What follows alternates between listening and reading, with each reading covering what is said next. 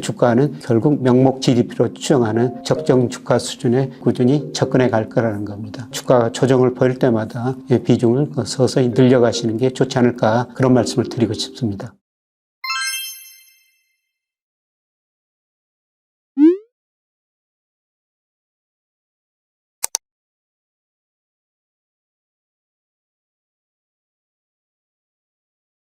통계청에서 1월 산업활동 동향을 발표했습니다. 전반적으로 내용, 경기 추세를 한번 살펴보고요. 앞으로 전망까지 한번 말씀을 드려보도록 하겠습니다. 우선 1월 산업 생산이 전월에 비해서 0.4% 증가했습니다. 강공업체로 제조업이죠. 반도체가 일시적으로 감소해서 전반적으로 제조업 생산은 좀 줄어들었습니다. 물론 전년 동월 대비는 아직도 높은 증가세를 유지하고 있고요. 그 다음에 소비는 0.8% 증가했습니다. 그래서 소비를 분류할 때 내구재, 준내구재, 비내구재 이렇게 분류하는데요. 근데 우리 가계 소비 중에서 내구재 비중이 한 26%, 준내구재 21%, 비내구재 한 53%, 비내구재 비중이 높죠. 비내구재라는 것은 화장품, 의약품, 그 다음에 서정문구, 그 다음에 차량용 연료 이런 것들입니다. 전반적으로 비내구재 소비가 증가하면서 지난 1월 소비가 전월에 비해서 증가했다는 겁니다. 내구재 소비는 상대적으로 부진합니다. 지금 가계부채가 높고 금리가 높기 때문에 우리가 자동차, 가전제품 이렇게 살 요인은 많지 않은 것 같습니다. 투자 측면에서 보면 설비 투자가 5.6% 전월비 감소했습니다. 건설 기성액, 건설 투자는 지금 건설 경기 어렵지만 12.4%나 증가했고요. 가장 중요한 게 현재의 경기를 판단하는 동행지수 순환변동치하고 선행지수 순환변동치입니다. 제가 이 그림에 추이를 그려놨습니다만 우선 그 선행지수 순환변동치는 작년 4월을 저점으로 작년 12월까지 꾸준히 올라왔었어요. 근데 1월 선행지수 순환변동치는 작년 12월하고 103으로 같았습니다. 증가세가 잠시 주춤한 것이라는 거죠. 그래서 나중에 말씀드리겠습니다만은 저는 상승 추세에서 일시적인 주춤한 양상이다, 다시 올라갈 것이다 이렇게 보고 있고요. 문제는 그 동행지수 순환변동치예요. 동행지수 순환변동치가 현재의 경기를 나타내는 대표적인 지표죠. 이게 2020년 10월을 정점으로 계속 하락했습니다. 경기가 수축 국면에 접어들었다는 거죠. 그런데 그 선행지수 순환변동치가 오르면서 동행지수 순환변동치도 오를 것이다 이런 전망을 했습니다만 올 1월에 약간 올랐었습니다. 물론 미미하죠. 작년 12월이 99.6이었는데요. 올 1월 보니까 99.7이었었습니다. 이게 이제 몇 달과 추세를 봐야 될 것 같습니다만 선행지수 올라간 거 보니까 앞으로 그 동행지수 순환변동치도 올라갈 가능성이 높다. 경기가 안만하지만 확장 국면에 접어들 수 있다 이렇게 볼 수가 있습니다. 우리가 1순환에서 11순환까지 경기 순환을 통계청에서 공식적으로 겪었다고 발표했는데요. 이제 평균 확장 국면이 33개월이었습니다. 물론 길게는 54개월 진행됐고요. 짧게는 17개월 진행됐습니다. 그런데 동행지수 순환변동치가 작년 12월을 저점으로 올 1월부터 저는 올라갈 거라고 보고 있는데요. 이거로 보면은 안만하지만은 경기 확장 국면이 시작되고 있다. 그래서 우리 경제 성장률이 작년에 1.4%였습니다만 올해는 한 2.1%, 내년에는 한 2.3% 안팎 성장할 것 같습니다. 우리 소비, 가계 부채, 그다음에 높은 금리는 좀 떨어지고 있으면 아직도 수준은 높기 때문에요. 이것 때문에 소비는 부진할 것 같습니다.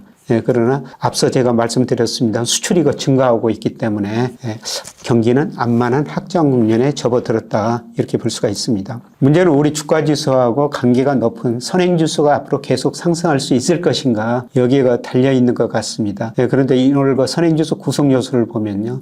대부분 좋지 않습니다. 그래서 1월 선행지수 순환변동치가 정체됐다 이렇게 볼 수가 있는데요. 그런데 선행지수를 전망할 때 저는 OECD 선행지수를 먼저 봅니다. OECD 선행지수가 우리 통계청 선행지수보다 한 20여일 빨리 발표되고요. 그리고 한 2개월 정도 선행하고 있습니다. 그래서 OECD 선행지수가 1월까지 증가했습니다. 아마 2월 통계가 조만간 발표가 되는데요. 2월도 증가했지 않을까 저는 이렇게 보고 있는데 OECD 선행지수, 한국 선행지수가 증가한다면 우리 선행지수도 증가할 수가 있었다는 거죠. 그리고 선행지수에 장단기 금리차가 들어갑니다. 그런데 장단기 금리차, 장기금리, 단기금리를 어떤 식으로 선정하느냐 거기에 따라 가지고 다른 모습, 다른 해석이 가능할 것 같습니다만은 제가 그 장단기 금리차라는 것은 10년하고 1년 국고채 수익률 차이예요. 왜냐하면은 이거를 했을 때 우리가 GDP 성장률이나 주가, 경기 선행지수 예측력이 높았다는 겁니다. 그런데 2015년 통계로 보면요. 이 장단기 금리차 10년하고 1년 국고채 수익률 차이가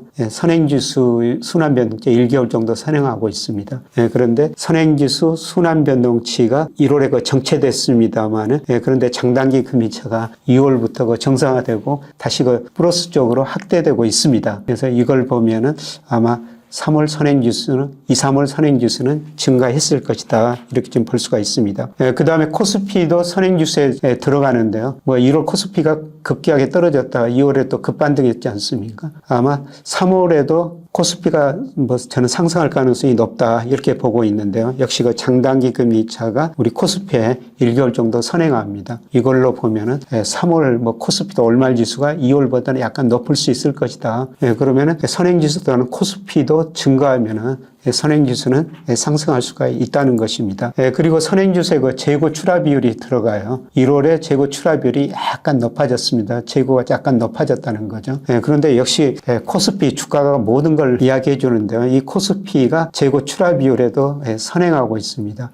그런데 2월 이 코스피가 많이 올랐지 않습니까? 이걸 보면은 3월 말에 발표할 재고 출하 비율은 감소했을 거라는 겁니다. 그러면 선행지수를 구성하는 여러 가지 지표가 있습니다만은 제가 3가지 중심으로 말씀드렸습니다만은 장단기 금리차 다시 확대되고 있다. 그 다음에 코스피 장단기 금리차 선행성을 고려할 때 코스피도 오를 가능성이 높다.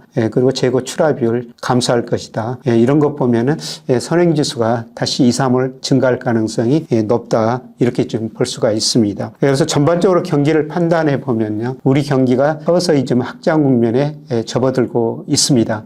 과거 평균 확장금리 33개월이었었는데요. 이번에는 그것보다 짧을 수도 있고 길 수도 있습니다. 그러나 이번에 문제점은 경기 확장 속도가 굉장히 느리게 진행될 거라는 겁니다. 가계부채가 높고 그다음에 아직도 금리가 상대적으로 높은 수준이기 때문에 가계 소비가 별로 안 늘어날 거라는 겁니다.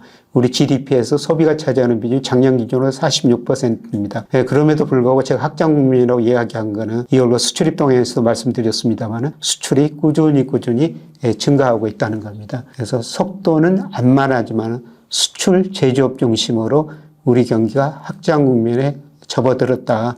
이렇게 좀 볼 수가 있고요. 경기 확장 국면에서 주가가 떨어지는 경우는 거의 없습니다. 그리고 중기적으로 제가 계속 말씀드리고 있습니다만은 우리가 명목 GDP, 올해 명목 GDP가 3% 낙관적인 수치가 아닙니다. 최소한 2보다는 높은 성장을 할 거예요. 실질 GDP 2%, 물가 1% 이상 오르기 때문입니다. 이걸 고려하면은 적정 주가 3,120 정도 된다는 겁니다. 물론 주가가 당장 거기 간다는 거 아니고요. 거기에 꾸준히 접근할 가능성이 높다는 겁니다. 그래서 안만하지만 수출 중심으로 경기가 확장 국면에 접어들고 주가는 결국 명목 GDP로 추정하는 적정 주가 수준에 꾸준히 접근해 갈 거라는 겁니다. 이런 의미에서 주가가 조정을 보일 때마다 비중을 서서히 늘려가시는 게 좋지 않을까 그런 말씀을 드리고 싶습니다. 고맙습니다.